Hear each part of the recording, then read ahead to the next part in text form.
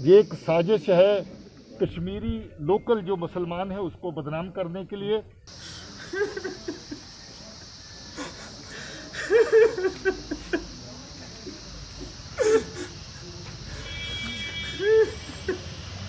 P रहे थे इस कमरे में, तो बाहर हमने थोड़ा शोर देखा। उसी शोर के असना में उसके बाद ही मतलब हमने गन शॉट सुने, तो मतलब हम शॉक हो गए कि ये गन शॉट्स कैसे, हम बाहर नहीं निकल पाए उस टाइम। ये खिड़की से हुआ और कैसे हुआ, आप क्या टाइम तो हमें टाइम पूरा मतलब हमें मतलब इस वक्त पता नहीं कि टाइम क्या था, मतलब यही 11 के आसपास होगा। तो आप अपने कमरे में बैठे, हम यहाँ पे चाय पी रहे थे हम यहाँ पे।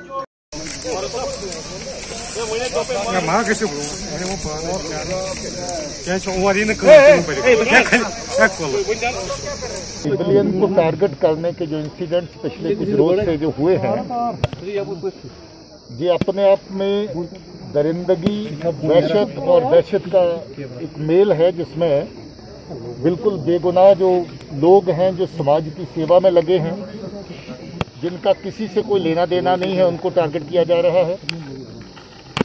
ये दहशत का माहौल पैदा करने के निशाने से इस तरह की कार्रवाई जो है, और कम्युनल रंग देने के लिए ऐसी किलिंग्स को, ताकि आपसी भाईचारा जो जहाँ पर कश्मीर में आपस में लोगों का है उसको नुकसान पहुँचे, उसको ठेस पहुँचे, उस तरह के इरादे से जहाँ पर हो रहा है।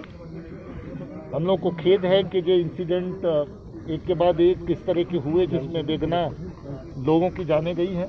हमने जो ही गन शॉट सुने तो हम मतलब डर गए। हमने ये दो टीचर्स थे, ये कहाँ थे? टीचर, एक प्रिंसिपल मैम थी और एक था टीचर, ये यहाँ बाहर बैठे हुए थे, इन कुर्सियों पर बैठे थे।